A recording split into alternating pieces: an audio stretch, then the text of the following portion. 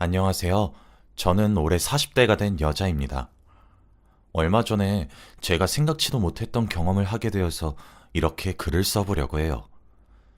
지금 생각해봐도 어떻게 저에게 이런 일이 일어났는지 싶습니다.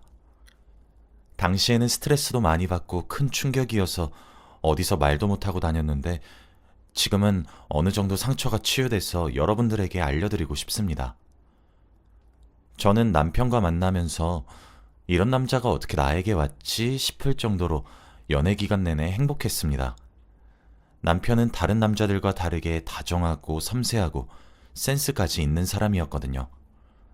늘 저의 입장을 생각해 주었고 사람들에게 따뜻한 배려심도 넘쳐서 제가 남편을 보고 배울 점이 너무 많았습니다. 연애하면서 싸워도 늘 금방 풀었고 한 번도 헤어진 적도 없어요. 남편은 다른 사람들에 비해 올바른 생각이 박혀 있어서 이런 남자와 결혼을 해야겠다고 생각했습니다. 이런 남편을 낳으신 부모님이라면 당연히 좋은 분이실 거라고 생각했어요. 남편을 이렇게 올바르게 만들어 주셨는데 부모님의 성격이 더 좋을 거라고 생각했습니다. 결혼 전에 인사를 드리러 갔는데 역시나 다정하고 스윗한 분들이셨어요. 시아버지가 되실 분은 몸이 편찮으셨지만 그 와중에도 미소 한 번 잃지 않으시고 끝까지 저를 배려해 주셨습니다. 그리고 시어머니 되실 분도 저의 손을 꼭 잡아주면서 우리 가족이 되어줘서 고마워요 라고 말씀해 주셨죠. 이런 집에 시집을 가게 된다면 시집살이는 당연히 없을 거라고 생각했고 행복한 결혼 생활을 할 수 있을 것만 같았습니다. 저희는 속전속결로 결혼식을 준비했고 결혼식 당일이 얼마 남지 않았을 때였어요. 딱 결혼식을 2일 남겨두고 있을 때 시아버지가 돌아가시고 말았습니다. 의사 선생님께서 이번엔 오래 못 버티실 것 같다고 했지만 시아버지는 저희의 결혼식을 꼭 보고 생을 마감하시길 간절히 원했어요. 그런데 하늘도 무심하시지 시아버지는 저희 결혼식을 보지도 못하시고 돌아가셨습니다. 남편은 항상 존경의 대상이 시아버지라고 말하고 다녔어요. 그래서 남편은 시아버지의 죽음이 엄청나게 크게 다가왔습니다. 정신을 차리지 못했고 하루 종일 울다가 지쳐 잠들기를 반복했죠. 이 상태로는 절대로 결혼식을 올리지 못할 것 같아 저희는 결혼식을 미루기로 했습니다. 잠정적으로 미루기로 했고 지금은 시아버지의 죽음에 조금 더 집중하기로 했죠.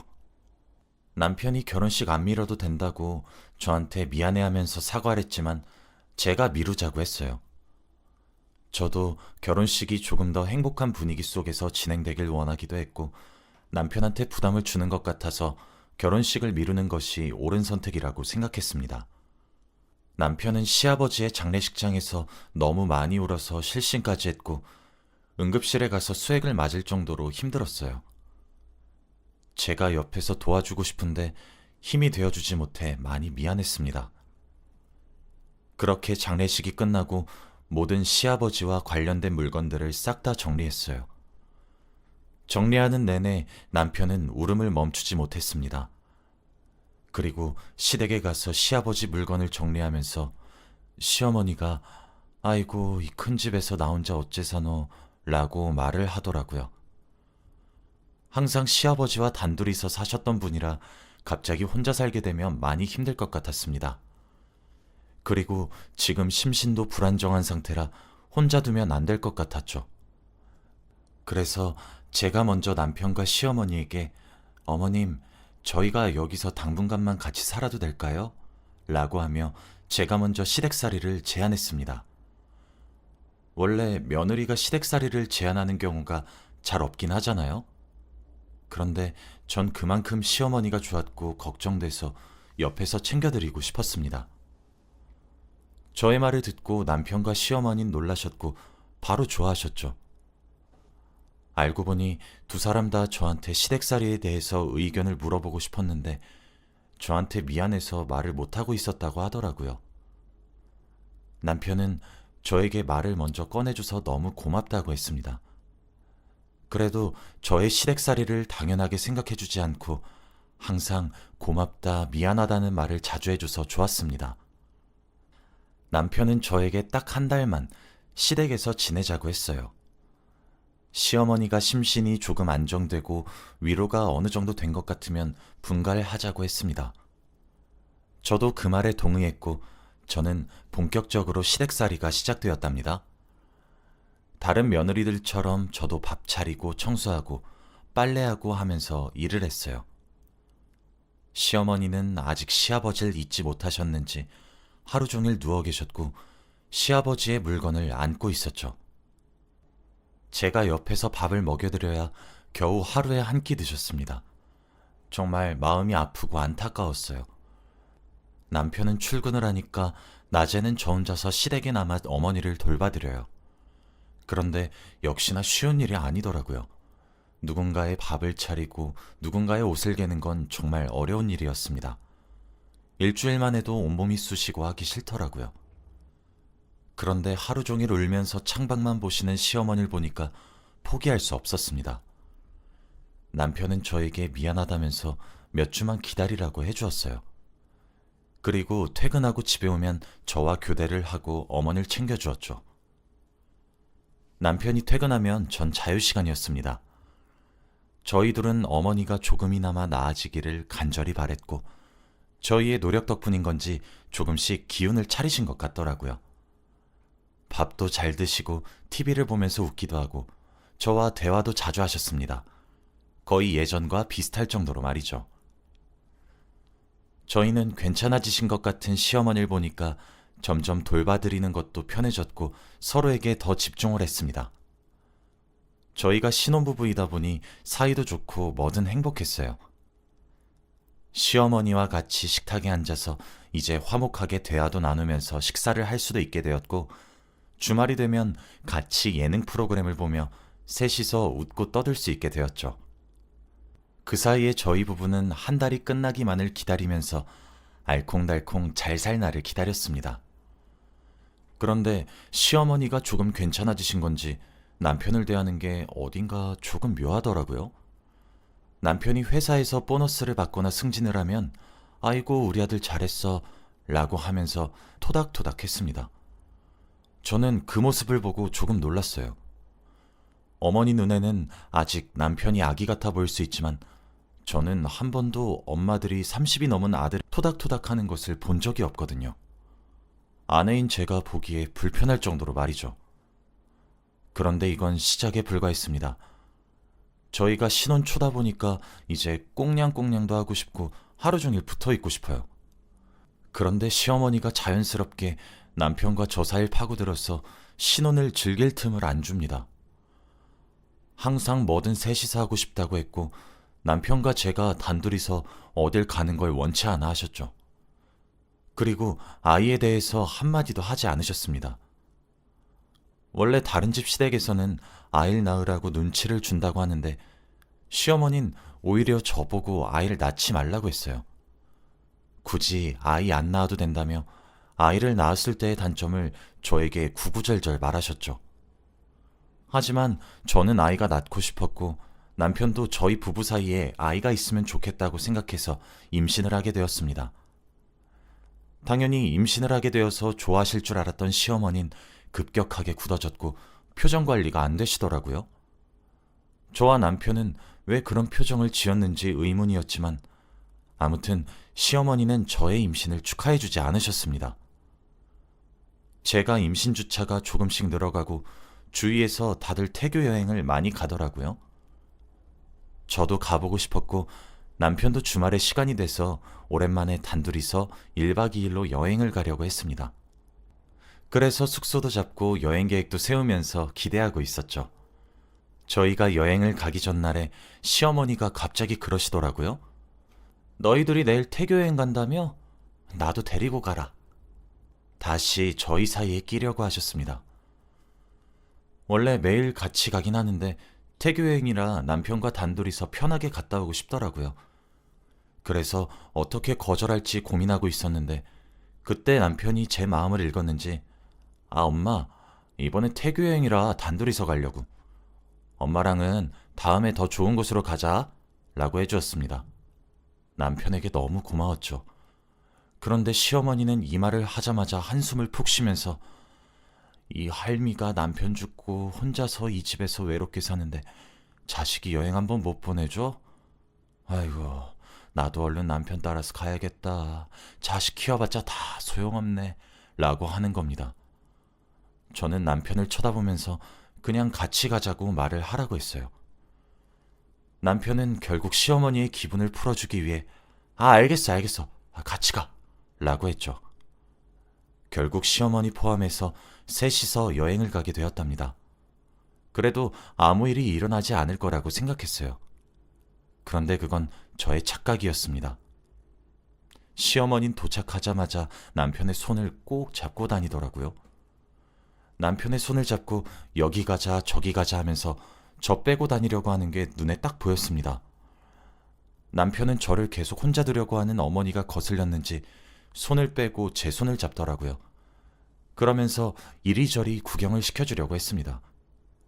그런데 시어머니가 저희 둘의 손을 잡고 있는 사이를 갈라서 양손으로 저희의 손을 잡더라고요. 시어머니의 왼손은 저, 오른손은 남편과 잡으면서 셋이서 다녔습니다. 도대체 왜 이렇게까지 하나 모르겠더라고요. 저희 부부는 갑작스러운 시어머니의 태도에 많이 당황스러웠습니다. 저는 도저히 셋이서 손을 잡고 다니는 것 못하겠어서 제가 시어머니 손을 놓았어요. 너무 유치한 아이들 장난 같았거든요. 그런데 시어머니는 그걸 기회라고 생각했는지 제가 손을 놓자마자 남편한테 팔짱을 끼고 붙어서 이리저리 다녔죠. 남편이 저도 같이 가야 한다고 조금만 기다리자고 했는데 시어머니는 원래 여행은 혼자서 해야지. 며느리는 혼자 놀아야 태교에 더 도움될걸? 라고 하는 겁니다. 저는 그 말을 듣는데 말문이 턱 막혔고 아무 말도 하지 못했어요. 왠지 모르게 계속 제 남편을 탐내는 듯한 행동을 계속 하셨습니다. 아무튼 그러고 집에 돌아와서 다시 일상생활을 살았어요.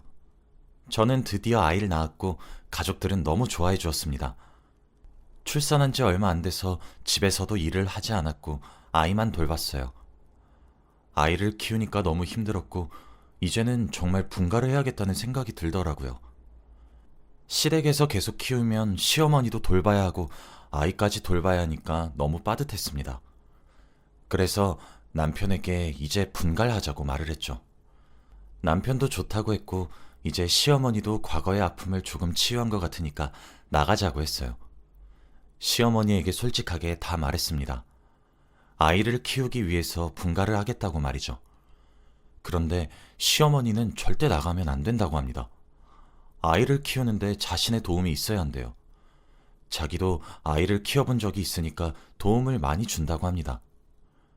저와 남편이 아무리 설득을 하면서 분가하겠다고 해도 계속 육아를 도와줄 테니 애가 조금 클 때까지만 더 살다가 가라는 말만 반복하셨죠.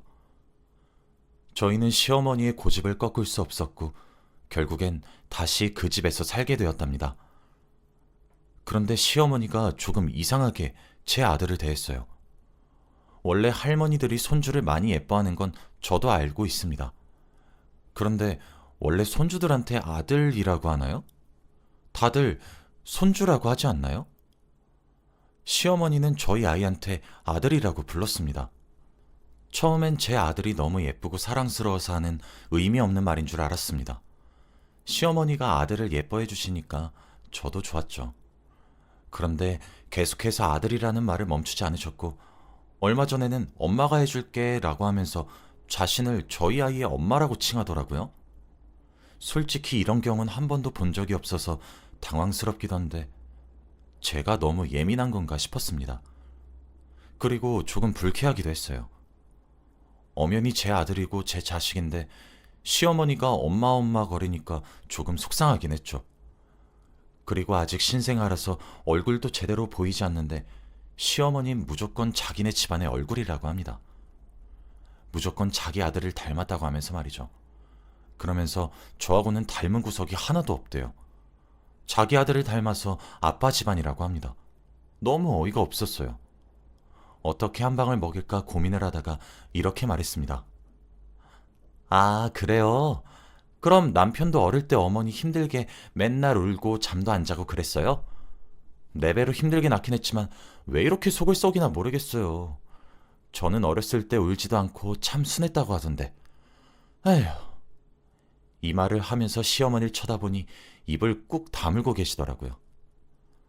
대체 왜 이렇게 자기 아들에 대한 사랑이 강한 걸까요? 옆에 있는 사람들이 힘들 정도였습니다. 저도 아이를 낳고 보니까 어느 정도 소유욕을 느낄 수는 있다고 봐요. 그런데 아들 부부를 맨날 따라다니고 항상 같이 있어야 하고 이런 건 너무 별로라고 생각합니다. 아무튼 저는 한 번 잘못 건드렸다가는 펑 하고 터질 것 같은 시한폭탄이었어요. 하지만 결국엔 저의 시한폭탄이 터지게 되는 날이 오고 말았어요. 제가 아이를 낳고 아이를 친정에 잠시 맡긴 뒤 남편과 같이 둘이서 데이트 좀 하려고 했습니다. 그래서 준비를 하고 나갈 채비를 했죠. 그런데 역시나 저희 부부가 나갈 준비라니까 시어머니가 어디 가냐 뭐 하냐 등등 꼬치꼬치 캐묻더라고요. 대답해주기 싫었지만 그래도 말해주었습니다. 그러면서 또 같이 가자고 하더라고요. 이번엔 정말 귀찮게 하지 않겠다고 했습니다. 그리고 저희는 남편이 운전하는 차를 타려고 했어요. 그런데 아주 당당히 남편의 옆자리인 조수석에 타는 게 아니겠습니까? 제가 시어머니에게 남편이 초행길이라 제가 옆에서 길 알려줘야 해요 라고 말을 했지만 시어머니는 어차피 내비게이션 있잖아 그거 보면 되지 라고 하더라고요. 저는 어처구니가 없긴 했지만 그래도 뒷좌석에서 혼자 앉았습니다. 시어머니가 길을 잘못 알려주셔서 몇 번 길을 잘못 든 적이 있지만 그래도 우여곡절 끝에 도착하고 재밌게 놀았죠. 시어머니가 있으니까 맘 편히 놀진 못하겠더라고요. 말이 너무 많으셔서 저희가 대화할 시간은 없었고 항상 대답만 해야 했습니다. 그리고 남편에게 철썩 붙어서 어디든 다니니까 제가 와이프인지 시어머니가 와이프인지 모르겠더라고요. 아무튼 대충 놀고 일찍 집에 들어가려고 했습니다. 그리고 갈 땐 제가 운전을 하기로 했죠. 그런데 더 놀라운 건 남편이 뒷좌석에 타니까 시어머니가 뒷좌석에 타는 거 있죠. 남편은 시어머니가 조수석에 앉을 것을 예상하고 배려를 해서 뒷좌석에 앉은 건데 시어머니가 남편과 함께 뒷좌석에 앉으니 많이 당황했습니다.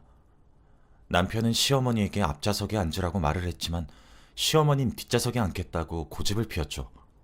그래서 남편이 엄마가 앞에 안 앉을 거면 내가 앞에 탈게 라고 하면서 조수석에 앉으려고 하니 남편의 손목을 잡고 뒷좌석에 앉으라고 했습니다. 저희 둘 다 너무 당황스러웠죠.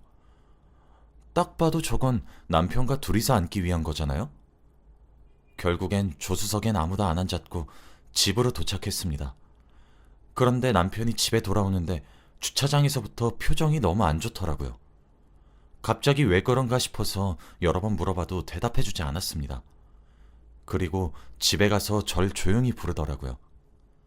시어머니가 없는 곳으로 저를 불러서 왜 표정이 좋지 않았는지 말해주었습니다. 집으로 오는 내내 뒷좌석에서 잠을 잤는데 시어머니가 더듬더래요. 상체하체 다 상관없이 그 손길에 남편은 잠에서 깼지만 일어난 척을 못했다고 해요. 한 번도 어머니가 그런 적이 없어서 너무 당황스럽고 소름 끼친다고 합니다. 저도 남편의 말을 듣고 조금 심각해졌어요. 대체 갑자기 왜 저러나 싶었죠. 그리고 며칠간의 고민 끝에 남편과 저는 시어머니를 병원에 모시고 가기로 했습니다. 건강검진이라고 거짓말을 하고 유명한 병원으로 가서 상담을 받게 했어요. 그런데 시어머니의 검사 결과는 정말 충격적이었습니다. 의사 선생님의 말로는 자신에 대한 소유욕이라고 합니다. 남편이 죽고 나서 자신에게 사랑을 주는 사람이 없어서 애정결핍이 생겼대요. 그래서 남편에 대한 애정결핍이 모두 아들에게 갔다고 합니다. 결국 그게 과해져서 아들에 대한 집착과 사랑이 되었다고 하더라고요. 그리고 지금은 며느리가 자신의 아들을 뺏어갔다고 생각해서 며느리를 좋아하지 않는다고 합니다. 저와 남편은 할 말을 잃었고 정말 충격적이었죠. 어머니는 약물치료랑 상담치료로 다시 예전처럼 돌아올 수 있다고 했고 저희는 바로 그렇게 해달라고 했습니다. 저와 남편은 의사 선생님이 하라는 대로 바로 분갈했고 어머니 혼자 집에 두었습니다. 다행히도 어머니가 심해지기 전에 왔다고 하더라고요. 더 심해졌다면 아이의 목숨이 위험할 뻔했다고 합니다. 그 말을 듣는데 온몸에 소름이 돋고 아찔한 거 있죠? 지금은 어머니가 상담도 받고 약도 먹으면서 많이 나아지셨어요. 처음엔 왜 자기한테 관심을 안 주냐고 화를 냈는데 이제는 혼자 계시는 거에 많이 익숙해진 듯 합니다. 지금 생각해봐도 정말 어떻게 이런 일이 생겼나 싶어요. 저와 남편은 아직까지도 그때 일에 대해서 말을 합니다. 여러분도 혹시 이런 적이 있으신가요? 저의 이야기는 여기까지입니다. 들어주셔서 감사해요.